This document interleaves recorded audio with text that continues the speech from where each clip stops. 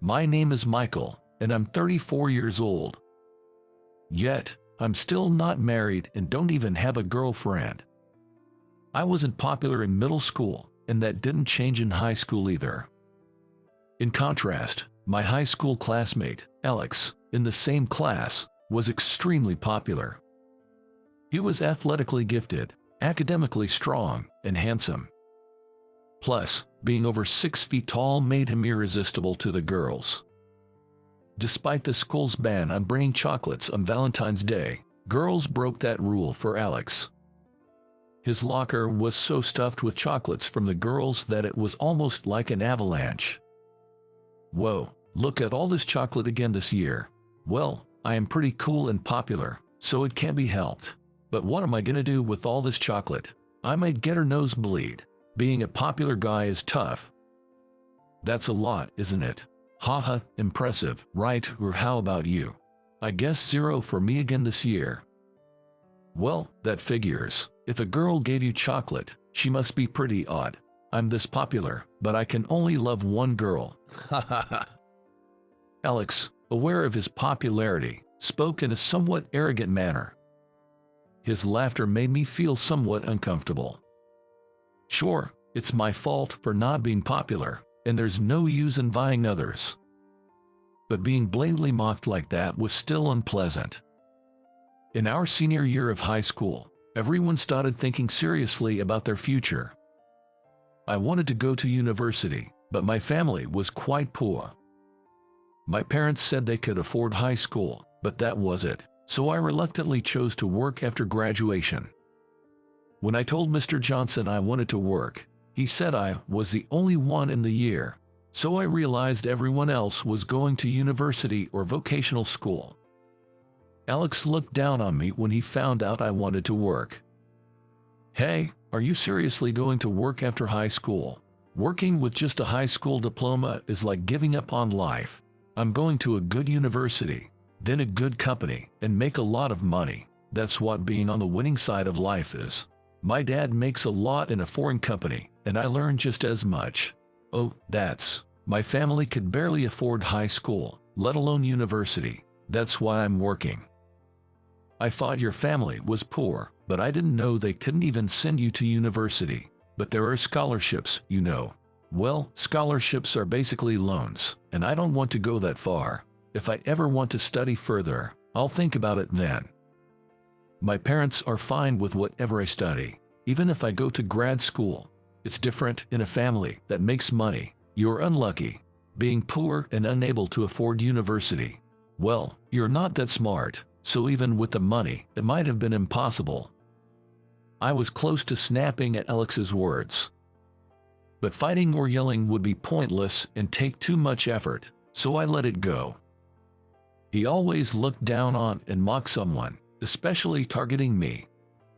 Because my family was very poor. My family was a father-son household. My dad was often sick and couldn't work much. My mom apparently had affairs when I was a kindergartner. Dad found out about the last affair, but it seemed she had done it many times before. Eventually, Dad became mentally ill, but he couldn't leave me with Mom, so he took me in. Later, he often fell and started missing his part-time jobs. He worked part-time because he was laid off from his previous company. Since then, he couldn't find a steady job and ended up doing part-time work as if it was his main job. Mom was a housewife and had no money, so she didn't pay any child support. I kept meeting her afterwards, but honestly, I didn't want to.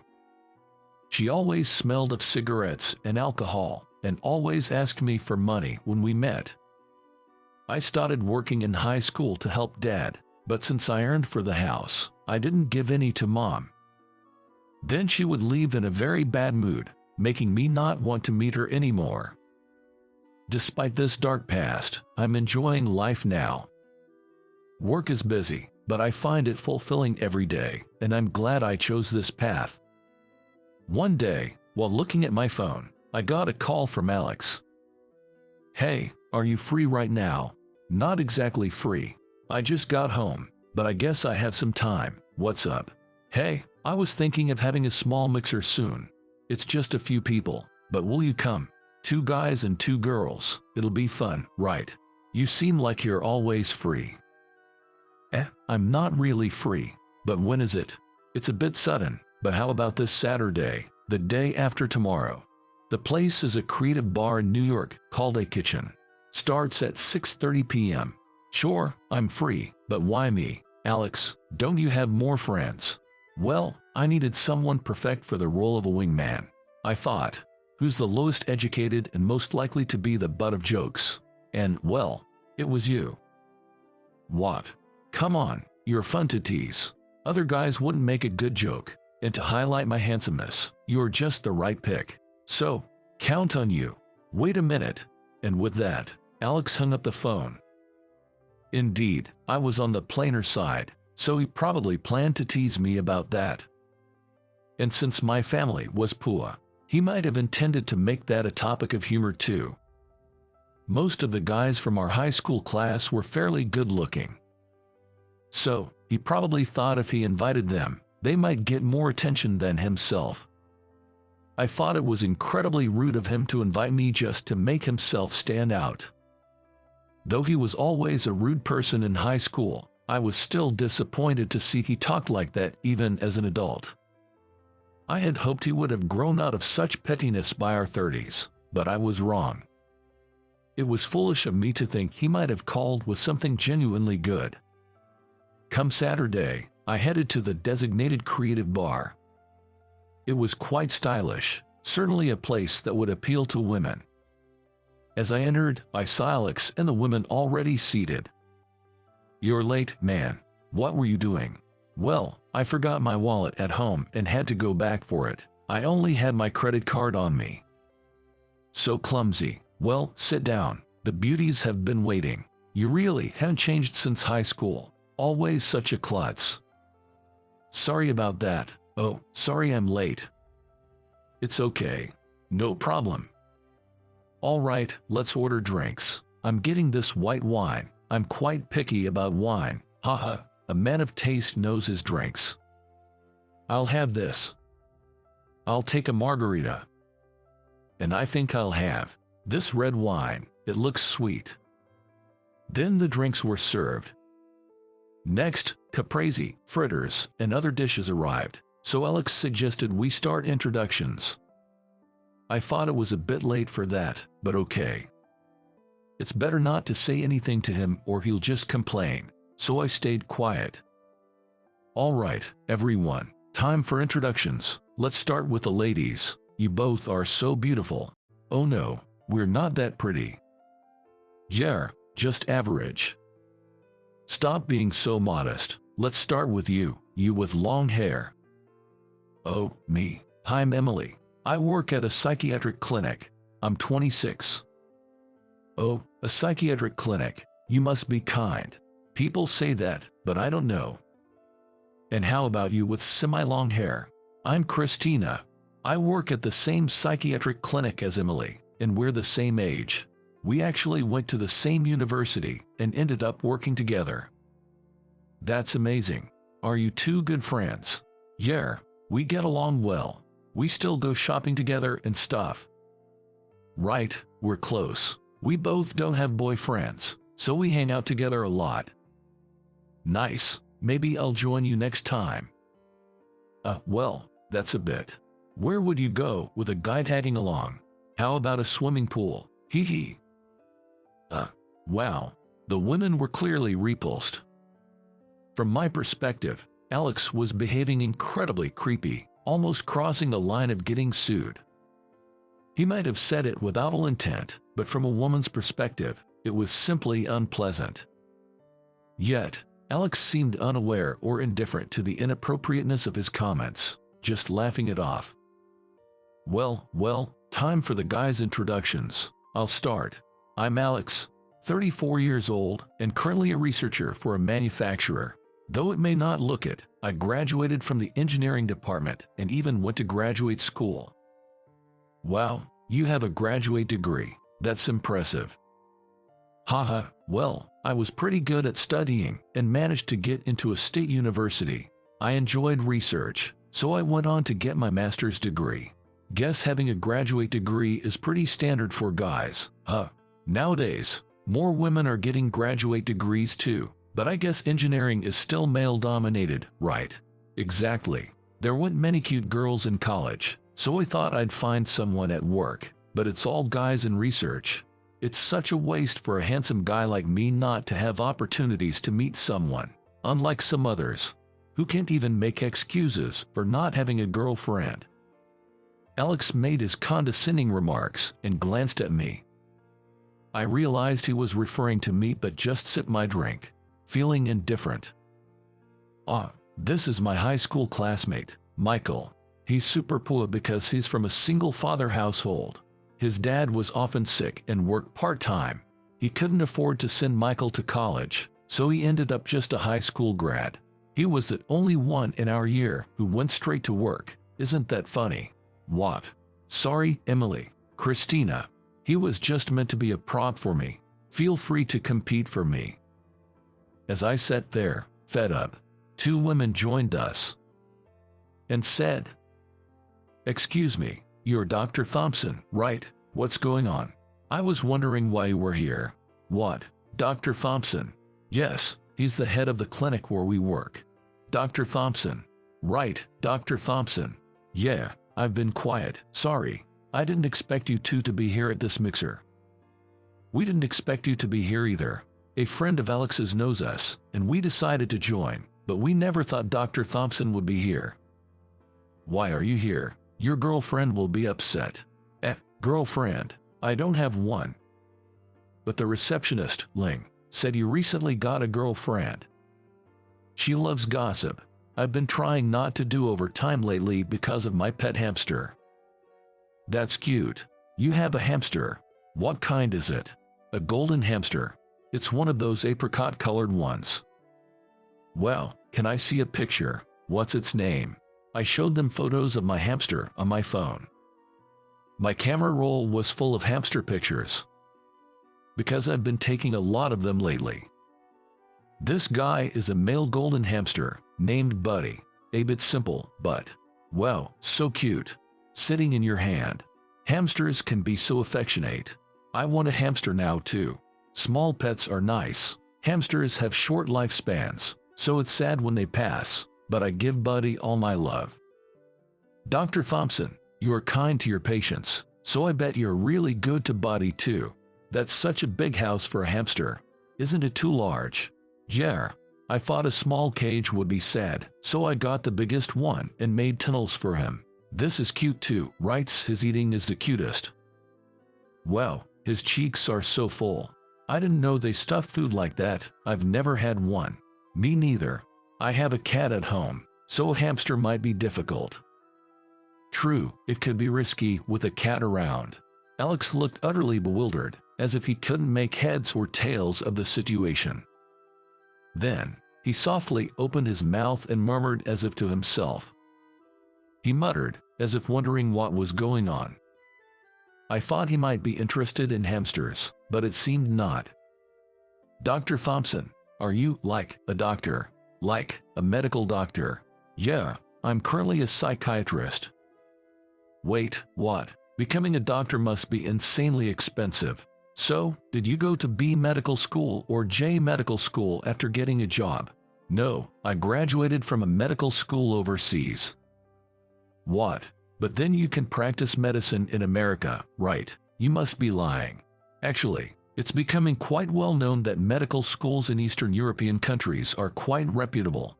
I graduated from a medical school in Hungary, and after that, many returned to America and passed the American medical licensing exam. It's kind of a hidden gem. Czech Republic is also a popular option. They welcome a lot of international students." "But how did you manage the tuition and other expenses in Hungary? I mean, Hungary might be cheaper than the US, but it's not free." "That's where I got lucky. My father had a philanthropic acquaintance who helped me out. I always wanted to go to medical school since high school, but obviously, I had neither the money nor the brains to get into one. I knew I could compensate for the academics with hard work, but the financial aspect was beyond me. This guy, George, suggested I go to Hungary, and he covered all my expenses. What? You used to say in high school that you didn't need college. Was that a lie? I said I secretly wanted it. Sure, medical school in America is expensive, and the ones with free tuition often come with conditions. Yay, like they ask you to work in remote islands, right? Exactly. I was contemplating what to do when I told George about my dream. That's when I went to Hungary. It was tough, especially since I wasn't good at foreign languages, but it led to my graduation and passing the American medical licensing exam upon my return. I promised George I'd pay back the tuition, but he insisted it wasn't necessary. Seems like he helps other struggling students too, doing it out of charity. He even helped me with the startup costs for my practice. I can't believe you're actually a doctor. You invited me here to look down on me, didn't you? Well, that didn't work out. Just so you know, I don't think being a doctor makes me superior or anything. Looking down on people based on their job or education is lame, especially at our age of 34. As I firmly stated that, Alex's face turned red. Frustrated, he began gulping down his drink. If he's bored because he can't look down on me, he should just leave. But he probably wants to flirt with the pretty nurses. They work at my hospital as nurses, but the gossipy receptionist had spread rumors, so they probably thought I was at the mixer to cheat. But I'm genuinely single, and the reason I've been avoiding overtime is for my pet hamster. As a psychiatrist and clinic owner, I have more time than, say, a surgeon, but I'm still busy. I find my work fulfilling, but I needed some comfort. At first, I tried decorating with flowers and houseplants, but they don't interact, so I thought of getting an animal. Cats were a no-go for me. Being allergic to cats, it was tough because even though I wanted one, I just couldn't have one. I considered dogs, but it didn't seem fair to them since I couldn't commit to regular walks or give them enough attention. That's when I looked into hamsters. If you leave food out, they'll carry it to their nest. So, I got a hamster. However, taking care of a hamster for the first time, the rattling of the exercise wheel at night almost gave me insomnia. So, that's my story. I live in a spacious apartment with my hamster, Buddy, and there's no woman as the rumors suggest. I imagine being locked out if my girlfriend found out I was at a mixer. Even as Christina and Emily tried to stop him, Alex continued to drink. I knew as a doctor that this could lead to acute alcohol poisoning, so I tried to intervene, but he wouldn't listen. Eventually, he rushed to the restroom and threw up everything, looking completely exhausted. I thought about taking him to the hospital, but he seemed to dislike the idea of my help, preferring to be cared for by Christina and Emily instead. So, he just started sleeping on their laps, much to their dismay. If he can handle his liquor, he should quit drinking. Becoming chronically dependent on alcohol or suffering acute alcohol intoxication can lead to psychiatric problems. Both psychiatry and psychosomatic medicine are often handled by the same doctor, and clinics may have both specialties listed.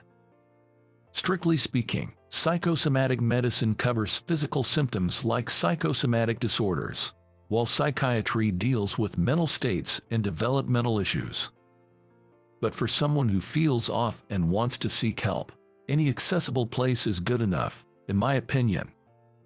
My father started to show signs of psychosomatic illness, or what seemed like depression, after he fell. This experience made me want to become a doctor one day to help people suffering from such illnesses. Going through a divorce after being cheated on, and then getting laid off from a full-time job, must have been incredibly tough.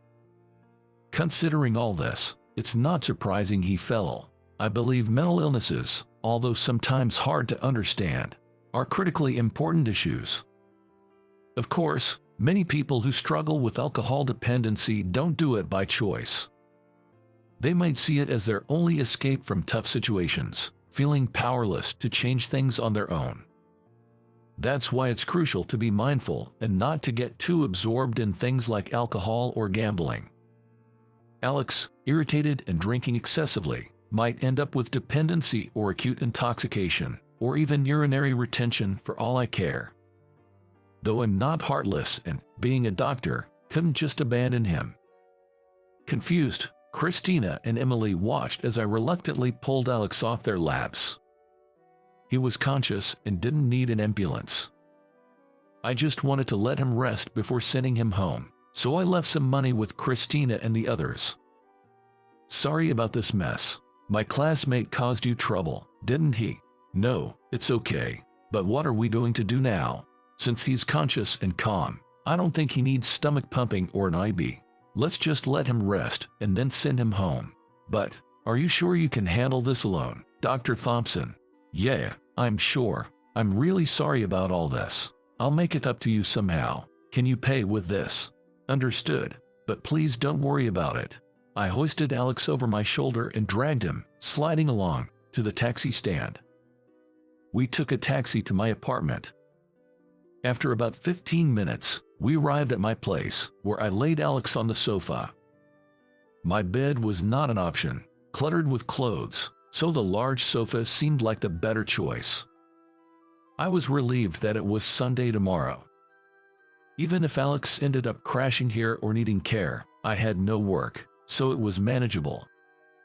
Alex, half asleep, suddenly jolted awake and screamed. Buddy, my hamster, had managed to open its cage and was roaming free, startling him. A rat. Why is there a rat here? It's not exactly a rat. Well, it's a relative, but this is Buddy, my hamster. It's fine, it won't bite unless provoked. But rats, like that one in the anime that bit the ears, right? I've hated rats ever since I saw that episode. Ah, so you got scared by that episode, huh? It turns out that Alex developed a fear of mice from a national anime, where the blue cat-like robot character was bitten on the ear by a mouse. Although he always looked down on me, I found it a bit strange that he's still afraid of mice because of a children's anime. I couldn't help but find the situation slightly amusing, despite feeling a bit sorry for him. Alex jumped off the sofa, running around frantically, then bolted toward the entrance. Even though he could barely walk properly just moments ago, I was amazed at how quickly he moved. I guess this is what they call hysterical strength. The adrenaline rush in emergencies can truly be astonishing. As a bit of payback for his behavior, I sent him a picture of the hamster. He called me back, yelling never to send such pictures again, and then blocked my number. Later, I heard from a mutual classmate that Alex actually developed alcohol dependency. He kept drinking wine excessively and gradually became dependent. Now, he was reportedly in the hospital, unable to manage his work. I felt a bit sorry for Alex. To apologize to Christina and Emily, I gave them gift coupons to a fancy restaurant. I thought they might enjoy a lunch together more than if I joined them, being close friends. They were classmates and good friends, so I thought they'd enjoy going out for lunch together, and it seems they really liked the restaurant I chose. One day, when my pet hamster, Buddy, wasn't feeling well, I took him to the vet. Thankfully, it wasn't anything serious. I was relieved to receive some medicine for him, and glad I went. The veterinarian there was incredibly kind. Dr. Miller, a female vet, was very attentive even to small animals like hamsters. Turns out, Dr. Miller also has a hamster, and we got along well because of that. Then, one day, I ran into Dr. Miller at the supermarket.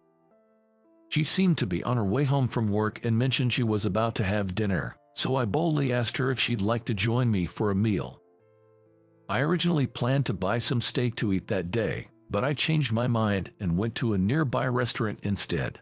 Dr. Miller said the food was delicious and ate everything without leaving a single bite. Although I had ordered quite a lot, it seems Dr. Miller really enjoys eating. Seeing my surprise, she shyly asked if I was put off by her appetite. Did I turn you off? No, I was just thinking how deliciously you eat. There's nothing off-putting about it at all.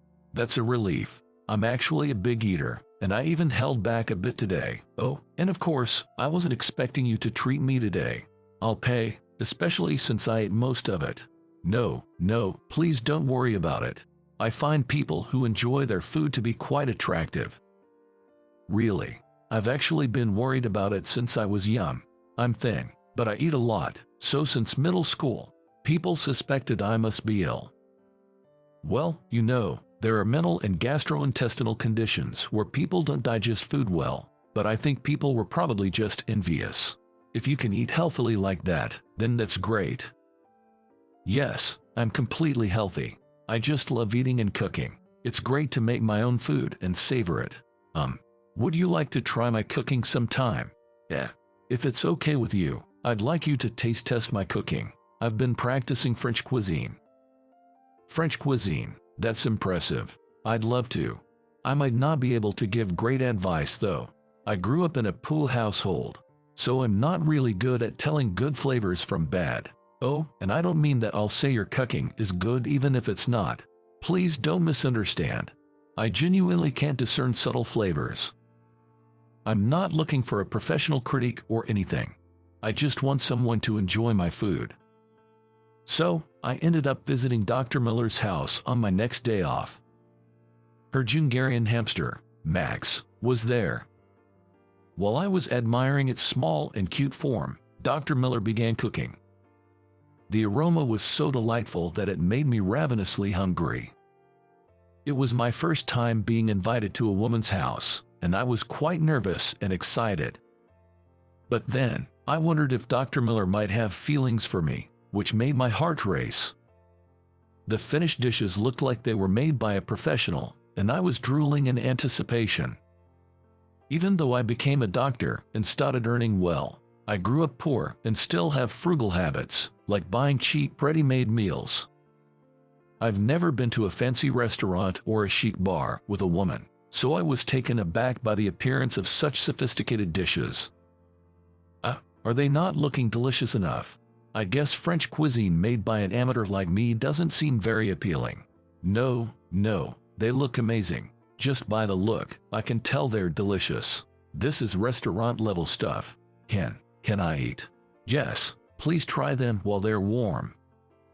Wow, oh, this is delicious. I've never had anything this good. Oh, Dr. Thompson, you're quite the exaggerator. You don't have to call me Dr. Thompson, you know. I'm just Biddy's owner. But you're a doctor, aren't you? Well, you're a vet, Dr. Miller. Right. Then, how about we call each other by our first names? I'd like to get closer to you. Does that mean? Would you go out with me, please? I'm asking seriously.